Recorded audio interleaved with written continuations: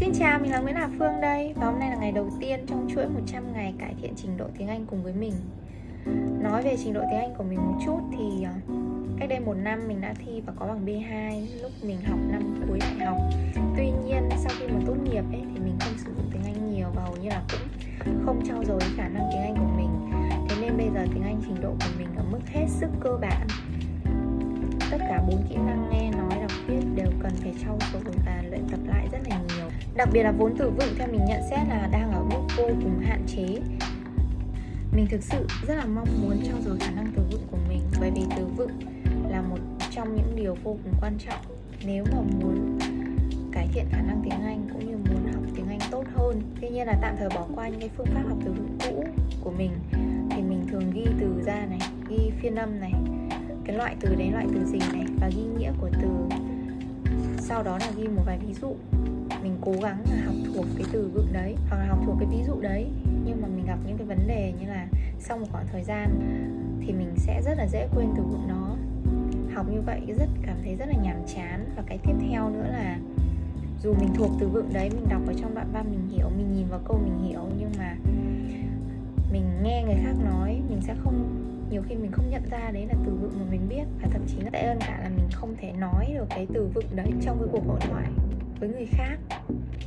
Vậy nên lần này học thì để vừa tiết kiệm tối ưu thời gian học, vừa để học làm sao để có thể đạt được hiệu quả tuyệt vời nhất, mình đã tìm hiểu cách học trước khi mà mình học. Và mình đã tham khảo quyển sách này của tác giả Chu Lĩnh. Thì trong đây tác giả có nhắc tới một trong những cái từ khóa trong học tập, đó chính là từ liên kết. Thì liên kết ở đây mình sẽ để hình ảnh ở đây cho các bạn dễ hình dung. Ví dụ chúng ta học một từ vựng chẳng hạn, thì điều tiên quyết là phải biết cách tiếp phát âm này, đánh vần này và nghĩa của từ vựng đấy. Sau khi chúng ta đã được nắm được những điều này rồi thì tiếp tục thiết lập những cái mối liên kết của từ vựng đấy với âm thanh này, với hình ảnh này, với những cái tình huống liên quan, tạo ra càng nhiều liên kết thì bạn sẽ tăng cường khả năng hiểu biết, vận dụng và sáng tạo những cái kiến thức mình học được ngày càng mạnh mẽ. Ok, thì bây giờ chúng ta sẽ cùng nhau học một ví dụ mà mình cũng vừa mới học xong, áp dụng cái cách học này nha. Ví dụ như từ get the hang of it, là từ này có nghĩa là, đầu tiên là chúng ta sẽ học nghĩa của từ nha. Đây là một idiom rất là thường xuyên và phổ biến, được người bản xứ sử dụng rất là nhiều, và nó có nghĩa là learn how to do something especially is not simple or obvious.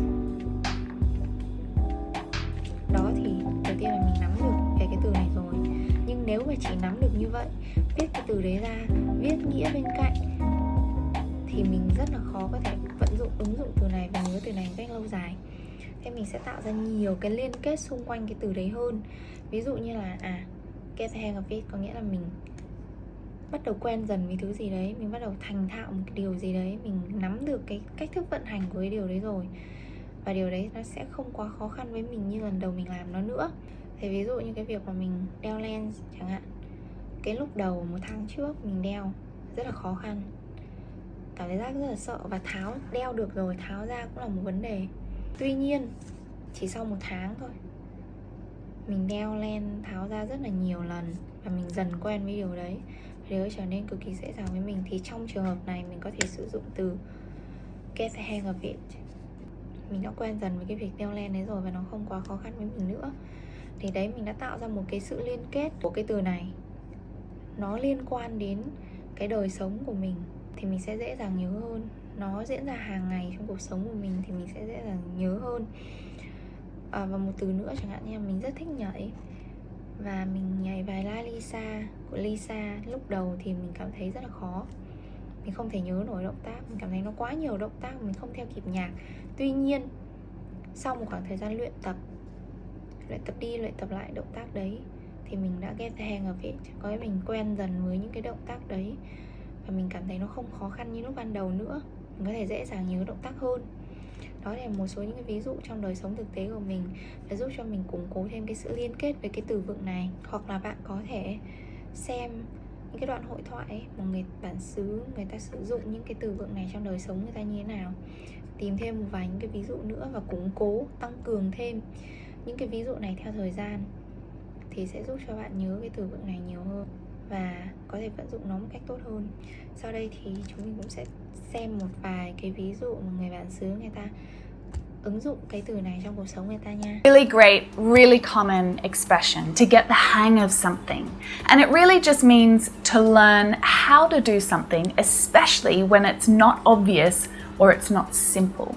Don't worry, I'll teach you how to use the software. You'll get the hang of it soon. So that just means you'll learn how to do it soon and then it's not going to be a problem for you. Now, if you've only just recently started working from home, you might still be getting the hang of it. But a lot of us have been working from home for a few weeks now, or a few months, perhaps you're getting comfortable with it. So I want you to think about the tense that you should be using with this expression, right? Is it happening now or did it happen in the past? It wasn't easy to sell products to customers on Zoom. It took a while for me to get the hang of it. Or eventually, I got the hang of it. So I want to know, have you been getting the hang of something lately? Definitely share it in the comments. I'm curious. Use one matrix by another matrix. It's not like adding them though, where you do it entry by entry. It's more unique and pretty cool once you get the hang of it. Here's how it works. Let's say you have two matrices. Or the rigidity, so find the softness. As you roll it back up, take your time. After a couple tries, you'll get the hang of it. We inhale, read. Like a bit different than the usual like structure, and it might be kind of confusing at first, but once you get the hang of it, it's actually a really great opportunity because you're able to learn something just outside of your main focus, and you're able to engage with the community and learn different perspectives. And I think it really allows you to get more involved with your work and more engaged into it because you're doing something that you like. It starts out being very intimidating, but you kind of get the hang of it over time. Code. Zero Mercury Watch. Zero's offering delivers a unique way of telling the time, and once you get the hang of it, it's pretty easy to use. It's amazing software. I would suggest you spend time and just learn how it works because you'll be able to produce professional 360 videos quite quickly, just as quickly as using Adobe Premiere or Final Cut Pro once you get the hang of it. So now that I've saved you hundreds, awkward, you'll get the hang of it. It's not very many stitches. And if you've never done this before, you're going to wish you had an extra set of hands because everything just feels like it's trying to fall off the needles and be terrible, but you do get the hang of it. Knit, off, purl, purl, off, knit. I was now back on the skis and starting to get the hang of it. With one final fold, you're done. Once you get the hang of it, you'll be a t-shirt folding machine. Thanks for watching. So this is a really trivial one. There's no name for it, but it's going to be kilograms per meter cubed, or kilograms meter to the -3. So that's not bad once you get the hang of it. And what you're going to be doing, like a lot of people think that it's really hard because of the electronics and whatnot for the simulators and stuff like that. But it's not that bad once you get the hang of it. The ship simulator is for multiple generations in lots of different ways. There isn't always an explanation for everything. As you're probably aware, many languages have genders, meaning that some words are masculine and others are feminine.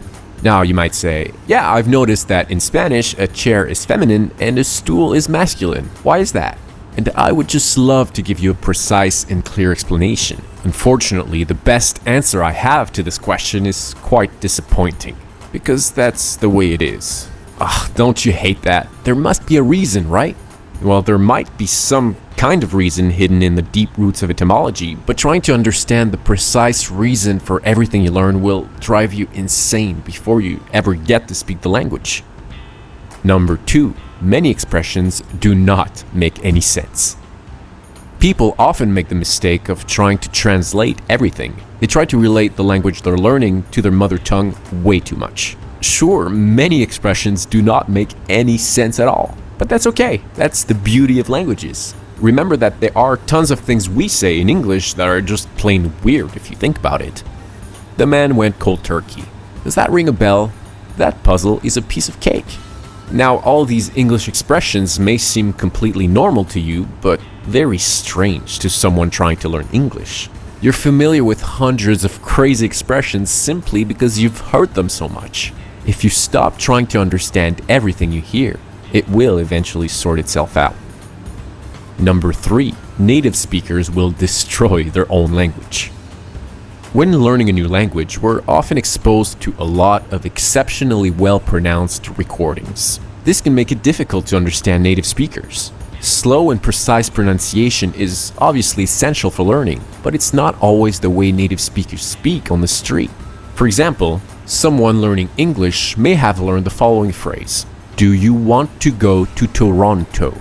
Then someone comes up to them and says, "Hey, do you want to go to Toronto?" They might have a blank stare on their face and wonder, wait, what? Where did all those words go?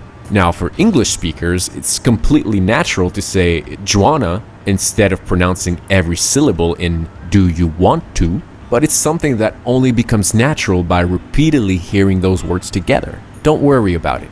You'll get the hang of it quicker than you think. Number 4. Grammar is necessary, but often way overdone. Grammar can be amazing if you use it as a language learning shortcut instead of an obstacle.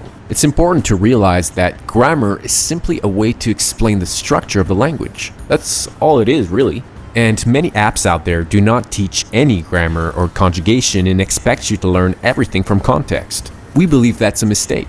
If you learn the grammar rules before all that language exposure, you will reinforce the rules rather than trying to figure them out. Now, the problem with grammar is that it's often way overdone. With almost any grammar rule, there's a quick explanation, and then there's the extremely long one. The basic rule can be learned in a few minutes. Just don't try to understand all the subtleties for now. Learn the grammar rules really quickly, look at a few examples, and move on. Let your natural ability to learn languages take over. In most cases, everything will sort itself out naturally with language exposure. Conclusion. It's quite easy to give yourself a headache when learning a new language. So if you ever find yourself stuck on something, let it go for a while and come back to it later. It will all come together with time. It's all about making the language part of your life in many ways. Watch movies, listen to music, read books, speak as much as you can, and most importantly, relax and enjoy the ride. Or maybe you do a more intensive workout. Whatever you can do to move your body a little bit can help our nervous system regulate itself and calm us down. Now, one of the reasons that somatic experiencing works so well is because we build up these resources to help us continue to calm our system down. Because life throws a lot of things at us. So along with moving our bodies, we need to have other ways to tap in and calm down. And one resource that can help is recognizing what it is we're feeling. Sure, it's easy to be like, I'm super anxious or really feeling stressed out right now. But take some time during your day to dig into what it is you're feeling. Are you feeling sad? Because I don't know about you, but I've been sad off and on because I worry so much about other people. How they're doing. Are they coping? Are they healthy? Are they safe? Maybe you're feeling angry. Or possibly tomorrow you'll be feeling weary due to all of this. Taking the time to tap in and be more mindful of how we are feeling helps us not only notice what's going on inside our minds, but it also gives us an opportunity to process it instead of just stuffing it down. By simply noting the emotion and then using it in a sentence or thinking about maybe what triggered that emotion, it can help us feel so much better. So give it a try, and let's just start by trying to come up with one emotion a day. And we'll work towards coming up with 3 to 5 of them, after we kind of get the hang of it. And next, let's make time for meaningful conversations with those that we're closest to. If friends and family are not safe, it's okay for this to be your therapist or online friends.